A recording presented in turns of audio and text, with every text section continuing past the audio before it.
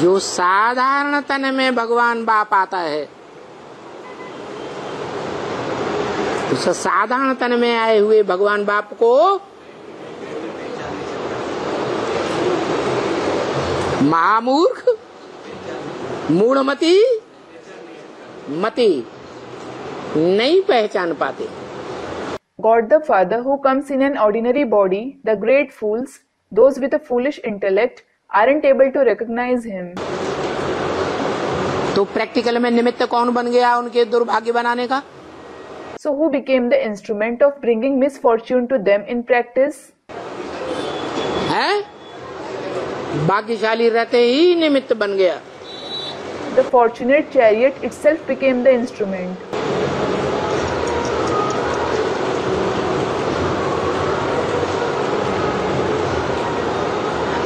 न साधारण रहता, Hadn't he been ordinary?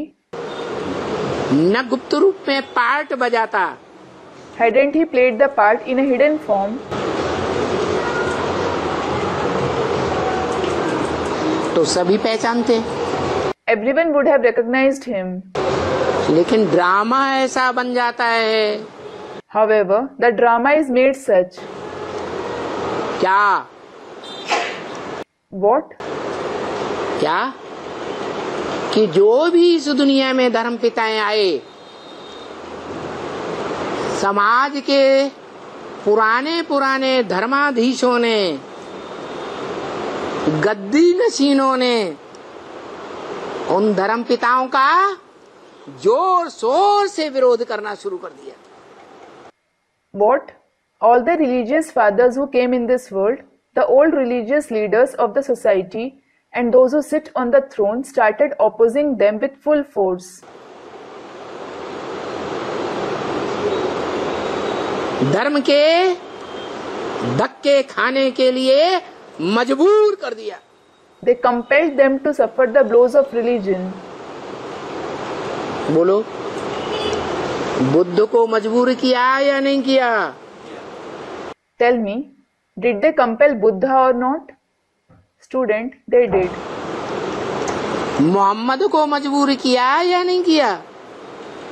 Did they compel Muhammad or not? Christ को मजबूर किया या नहीं किया? Did they compel Christ or not? Student, they did.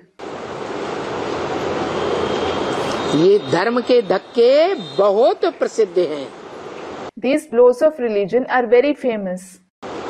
History में भी प्रसिद्ध हैं और शास्त्रों में भी प्रसिद्ध हैं। They are famous in the history as well as the scriptures. तो जो ग्रेट फादर्स गाए हुए हैं, उनके लिए ये धर्म के धक्के इतने प्रसिद्ध रहे हैं, तो जो इस सच रूपी रंगमंच पर ग्रेट ग्रेट ग्रैंड फादर का पार्टधारी होगा, सत्य सनातन धर्म का स्थापक होगा, धर्म पिता होगा, वो कितने धक्के खाएगा धर्म के। So, these blows of religion had been so famous for those who are called the great fathers. Then the one who is the actor of the great great grandfather in this stage-like world, the founder, that is the religious father of the true ancient religion, how many blows of religion will he suffer? जो कवियों ने गाए हुए हैं, The poets have sung, Shiv Dadhich हरिचंग नरेशा, सहे धर्म हित कोटि कलेशा। Shiv Dadhichi Harichand Naresha, Sahe Dharma Harikoti Kalesha. Meaning, Shibi Dadhichi and the king Harishchandra tolerated immense sorrow for the religion. उन्होंने तो अतिशयोक्ति अलंकार डाल दिया, कोटि कलेशा।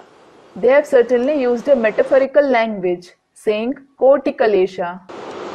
करोड़ों दुख सहे। That is, they tolerated immense sorrow.